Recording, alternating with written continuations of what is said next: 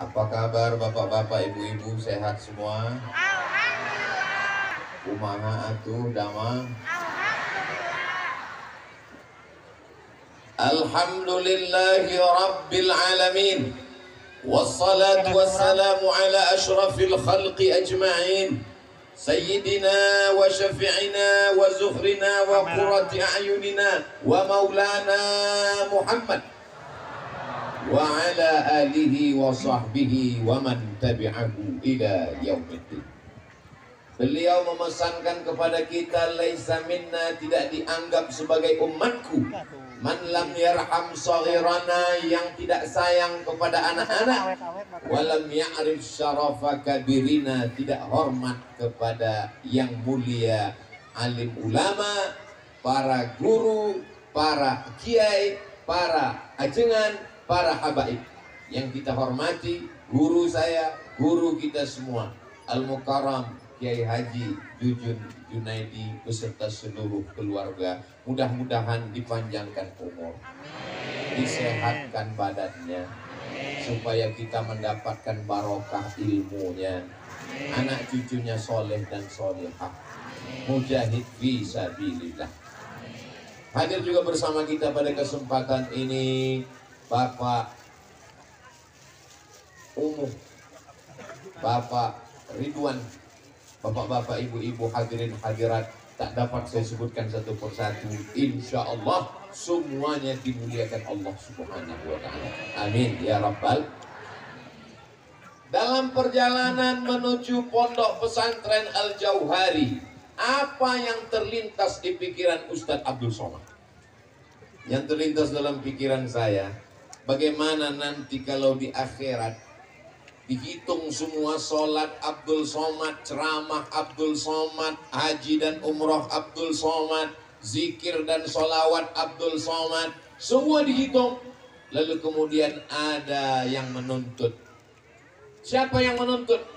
Orang yang ketika kami lewat di depan rumahnya, padinya nempel di ban mobil yang membawa Abdul Somad. Jagungnya juga nempel. Lalu kemudian di akhirat jagungnya berombak sebesar bukit Uhud. Untuk itu Abdul Somad memohon maaf. Mudah-mudahan semua mengikhlaskan, insya Allah. Amin. Nah, kalau begitu nanti pas pulang kami bisa bawa jagung 1 kali. Bukan itu maksudnya. Abdul Somad berdiri di atas, disambut dengan karpet merah, dengan tenda yang luar biasa. Masyarakat menyambut. Ini semua karena guru kita semua, Kiai Jujun. Karena beliau memberitahu ke masyarakat, yang datang ini adalah sahabat saya, kata beliau. Tapi saya terus terang merasa berat hati, karena sebenarnya 3 bulan yang lalu saya datang kemari. Betul? Tapi alasan saya tidak bisa ditolak, karena ada sesuatu yang mau keluar ke atas dunia.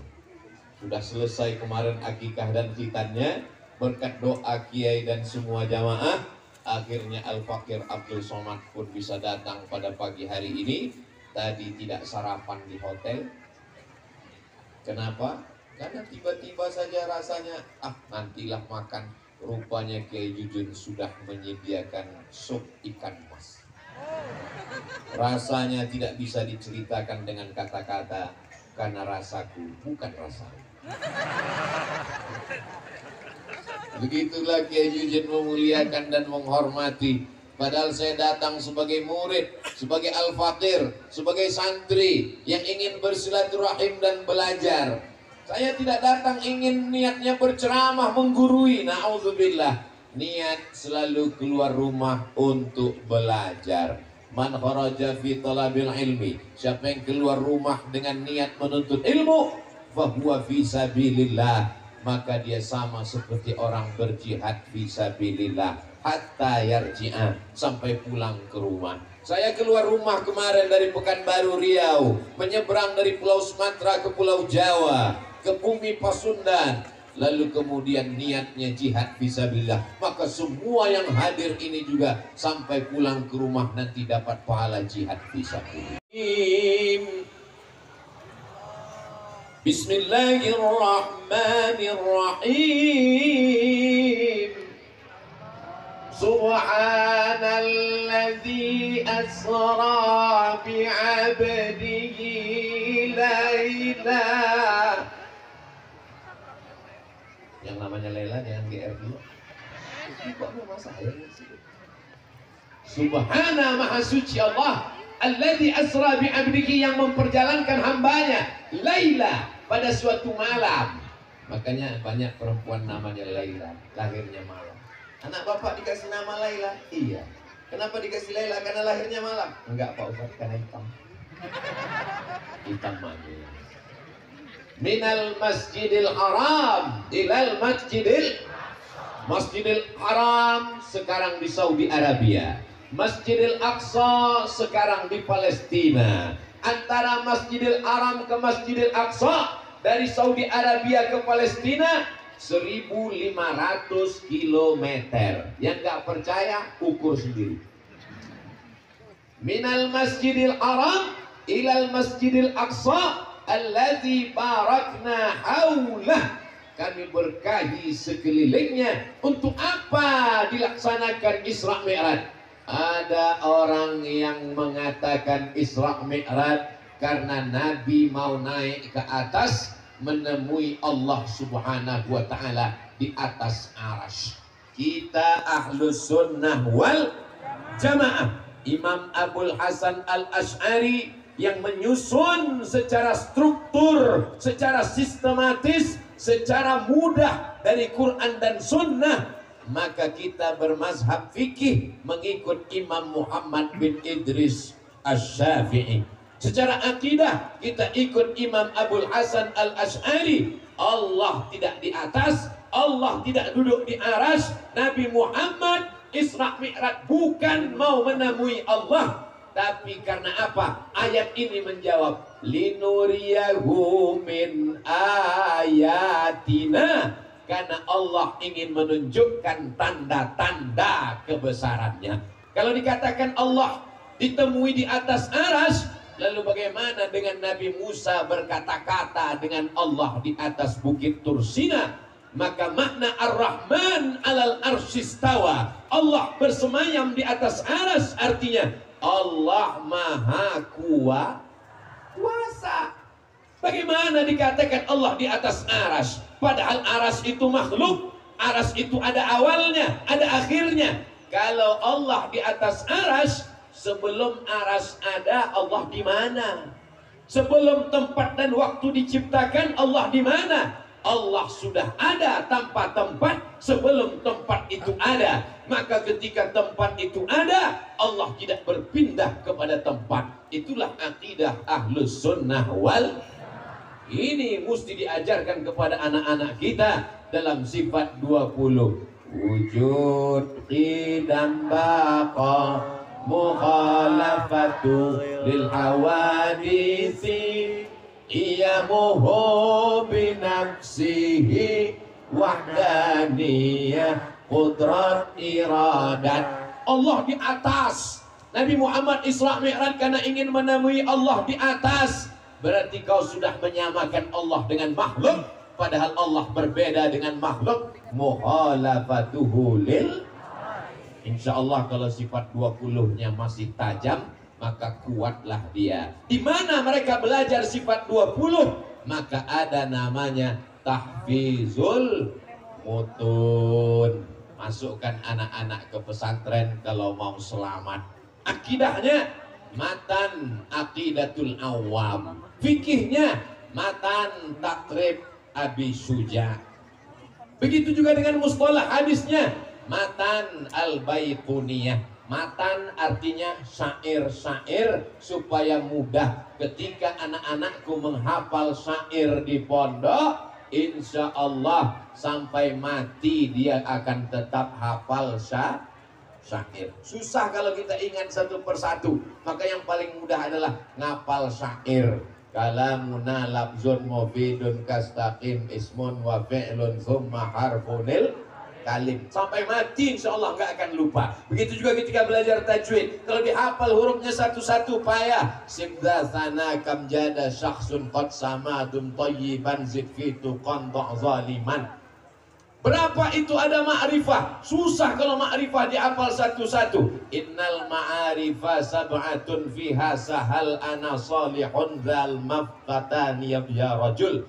Ana salihun dzamal fatabni ya rajul. Ini matan-matan syair-syair yang disusun oleh para ulama. Anak-anak kita menghafalnya. Maka ada wisuda tahfizul mutun. Tahfizul hadis penting. Tahfizul Quran penting. Tapi kalau orang hafal Quran nggak ngerti Quran, jauh lebih bahaya. Karena dia dianggap berilmu, berbicara tentang Al-Quran tanpa membaca tafsir. Bagaimana bisa baca tafsir Ibnu Katsir? Bagaimana bisa baca tafsir Al-Qurtubi? Bagaimana bisa baca tafsir Imam Abu Ja'far Ibnu Jarir At-Tabari? Bagaimana bisa baca tafsir Al-Maraghi kalau tidak memahami mutun matan-matan nahwu?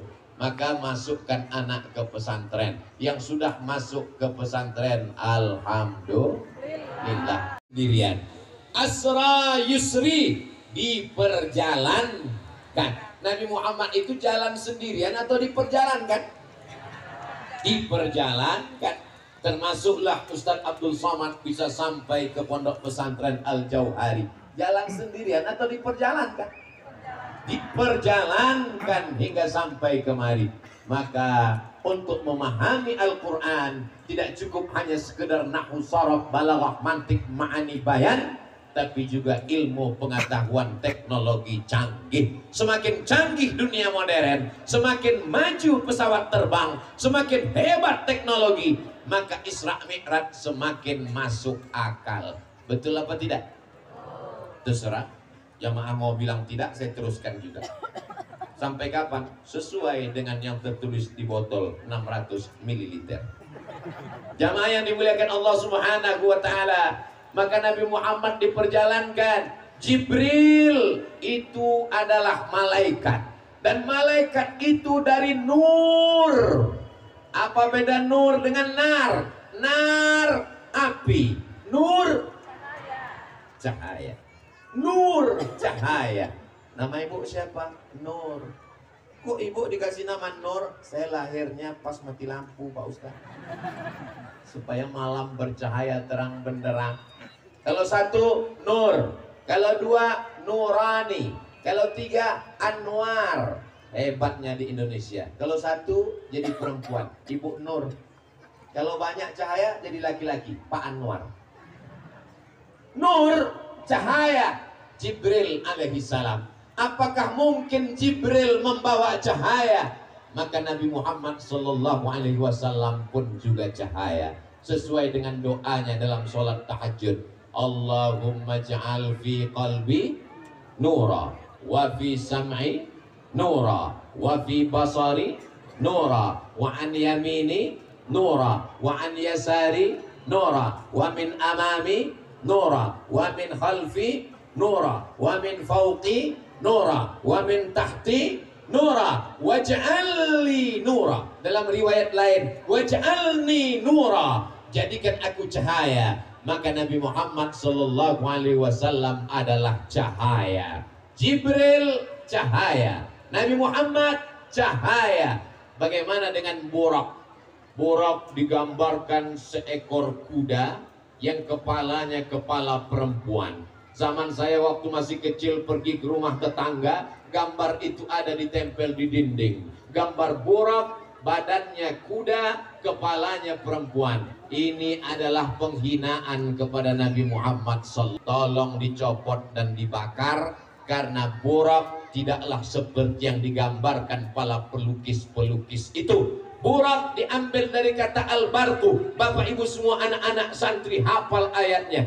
Yakadul barqu yahtafu absarahum. Hampir saja barqu, kilat, menyambar mata mereka. Burak, kilat, cahaya. Jibril, makhluk nur, cahaya. Nabi Muhammad Sallallahu Alaihi Wasallam adalah nur di atas cahaya. 3 cahaya melakukan perjalanan. Isra Mi'raj cukup dijawab anak SMP. Di SMP mereka belajar fisika. Di fisika diajarkan kecepatan cahaya. Kecepatan cahaya adalah 300.000 km per detik.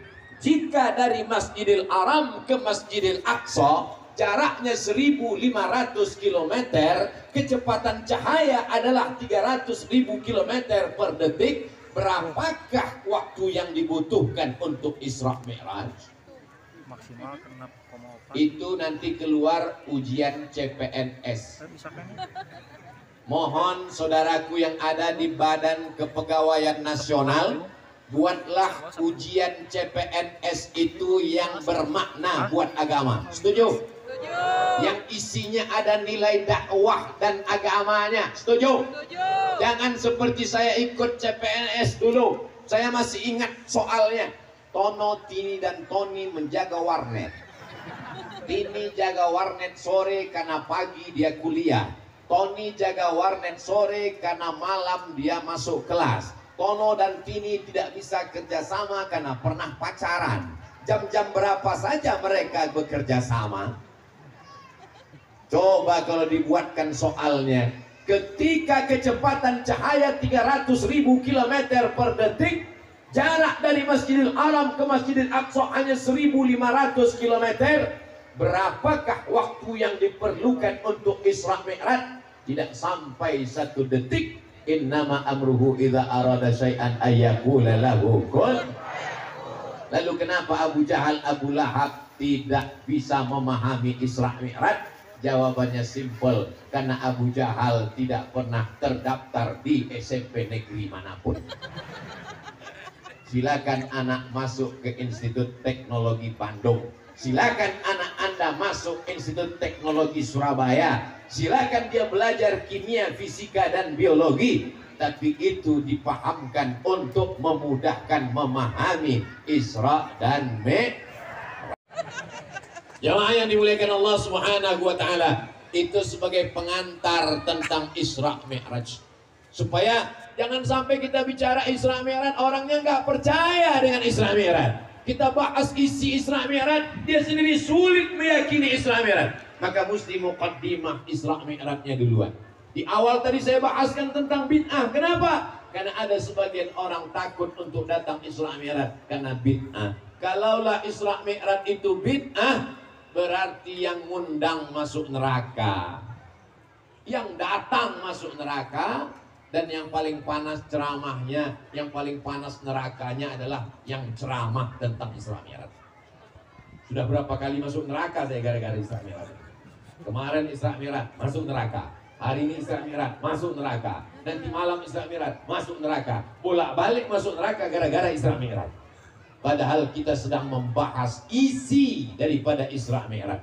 Tapi mengkaji Isra Mi'raj dalam 60 menit gak bisa. Dari Masjidil Haram ke Masjidil Aqsa, naik ke Sidratul Muntaha, mau dibahas dalam 60 menit. Bahasa Arabnya mustahil. Makanya nanti siapapun yang datang tausiah, Mama Dede datang cerita Isra Mi'raj, dengarkan.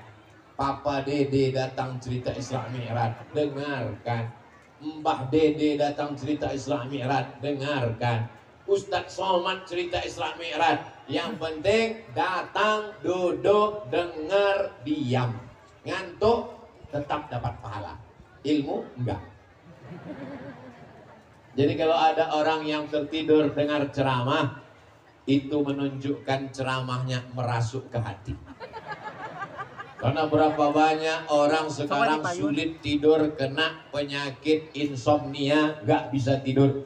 Rumahnya megah, mobilnya mewah, uangnya banyak, penyakitnya gak bisa tidur. Orang Amerika, orang Eropa gak bisa tidur memikirkan dunia. Orang Indonesia, orang Muslim baru ngelihat wajah Ustadz langsung tertidur. Berikut ini mari kita dengarkan tausiah yang akan disampaikan oleh Abdul Somad. Itu menunjukkan hatinya tenang, Yang menurunkan ketenangan itu siapa? Allah. Tempat ketenangan itu di mana? Hati. Huwallazi anzalas sakinata. Dialah yang menurunkan sakinah fi qulubil mu'minin, di dalam hati orang beriman. Tenda seluas ini yang sudah dipasang oleh kiai tidak sanggup untuk menampung jamaah. Akhirnya jamaah membawa tenda sendiri. Ada yang berada di atas. Ini yang berada di atas ini nanti surganya Jannatul Firdaus. Amin. Tapi bukan berarti yang nggak dapat tenda nggak masuk surga. Sab'atun yuzilluhumullah. Ada 7 golongan yang akan mendapatkan naungan Allah. Pada saat itu nanti di padang mahsyar tidak ada naungan, tidak ada atap, tidak ada tenda, tidak ada pohon kayu. Wa takunul jibalu kal'ihnil manfush. Gunung seperti bulu kambing yang ditiup angin. Tadi ketika kami di bawah, saya lihat di tepi-tepi jalan ada sawah cantik, air mancur mengalir. Saya berpikir dalam hati, ini air ini pakai mesin kok nggak mati-mati mesinnya. Sebelah kiri saya melihat ada gunung mirip dengan piramid, seperti di Mesir dulu. Itu pucuknya, betul. Masya Allah, tabarakallah. Ternyata piramid sampai juga ke kampung halaman kiai. Saudara yang dimuliakan Allah Subhanahu wa taala, gunung yang kokoh, kuat seperti itu, nanti sampai saatnya dia akan seperti bulu kambing yang dihembus angin. Jadi kalau ada tetangga, kawan, jamaah yang angkuh, yang sombong dengan hartanya, dengan jabatannya, dengan kekuasaannya, ambil bulu kambing, tiup di depan matanya. Kau yang angkuh dan sombong, wa takunul jibalu kal'ihnil manfush.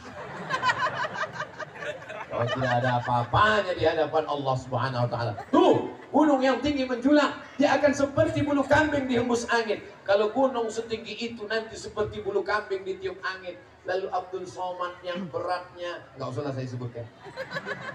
Saya ini nanti akan seperti apa di hadapan Allah. Kita ini tiada daya dan tiada upaya. La haula wala quwata illa billah. Jangan bangga. Di padang mahsyar tidak ada tenda. Tukang tenda pun mati nggak bawa tenda. Mohon maaf tukang tendanya. Saya takut juga ceramah sekarang ini. Takutnya nanti berkumpul asosiasi peminjaman tenda menuntut saya ke pengadilan. Semuanya tidak ada yang mendapatkan tenda, atap, tempat bernaung.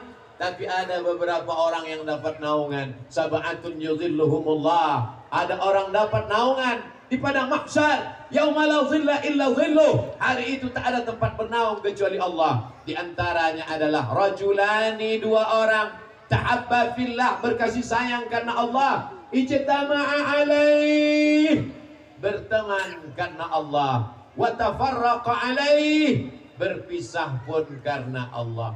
Doakan supaya Ustadz Somad dan Kiai Jujun bersahabat karena Allah. Amin. Nanti ketika semuanya kepanasan, kami berdua dalam keadaan adem dan ayam. Amin. Lihatlah bersihnya hati jamaah. Begitu saya katakan, kami berdua adem dan ayam. Yang lain mengatakan amin, padahal dia kepanasan. Sesungguhnya ketika engkau ridha melihat persaudaraan saudaramu, maka engkau pun juga dianggap sebagai orang yang bersaudara. Abdul Somad dari Pulau Sumatera, orang Melayu. Saudaraku berbahasa Sunda dari Pulau Jawa, Jawa Barat. Berbeda kita, tapi kita diikat oleh 2 ikatan. Ikatan yang pertama, ikatan la ilaha illallah Muhammadur Rasulullah. Ikatan yang kedua adalah ikatan Negara Kesatuan Republik Indonesia. Andai kita tidak diikat oleh la ilaha illallah, tetap juga diikat oleh ikatan kebangsaan. Sallallahu ala Muhammad, sallallahu alaihi wasallam, sallallahu ala Muhammad, sallallahu sallallahu alaihi wasallam. Ya Nabi salam alaika, ya Rasul salam alaika, ya Habibi salam alaika, salawatullah alaika. Enaknya kita kalau berjamaah, andai nggak keluar suara pun tetap rame. Yang nggak mau keluar suara tetap gerak-gerakan aja mulut. Itu namanya sholawat lip sync. Dan kita diselamatkan oleh COVID. Loh, COVID kan berbahaya Pak Ustadz, bahaya. Tapi orang yang nggak mau sholawat sekarang terselamatkan. Kenapa? Tutup masker. Masker ada gerak-gerak. Tapi Allah tahu siapa di antara kamu yang bersolawat. Inna Allah wa malaikatahu yusalluna ala nabi. Ya ayyuhalladzina amanu sallu alaihi wa sallimu taslima. Banyak-banyak bersolawat. Maulid Nabi, sholawat. Isra Mi'raj, sholawat. Anak akikah, sholawat. Acara nikah, sholawat. Nikah lagi. Saya cuma mancing aja Pak, untuk mengetahui bahwa mereka enggak setuju. Semuanya kita akan dibawa menghadap Allah, tapi semua tidak selamat kalau tidak ada persetujuan Rasulullah sallallahu alaihi wasallam.